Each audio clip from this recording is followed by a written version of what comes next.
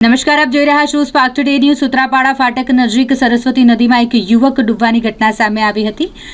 6 કલાકની ભારે જહેમત બાદ યુવકનો મૃતદેહ સરસ્વતી નદીમાંથી મળી આવ્યો છે। વિવેક ડાભી નામનો 33 વર્ષીય યુવક કે જે નદીમાં ડૂબ્યો હોય તેવી માહિતી ફાયર વિભાગ દ્વારા યુવકની શોધખોળ કરવામાં આવી। સુત્રાપાડા લાટી ગામે મિલડી માતાજીના મંદિરે સેવા પૂજા કરતો હતો આ પૂજારી સવારે 12 વાગે નદીમાં નહાવા સમયે તે અકસ્માતે ડૂબી ગયો હતો। જો કે 6 કલાકની ભારે જહેમત બાદ તેનો મૃતદેહ મળી આવ્યો। મારું નામ સુનિલ ચુડાસમા છે। વેરાવળ ફાયર સ્ટેશન ખાતે જમાદાર તરીકે ફરજ બજાવું છું।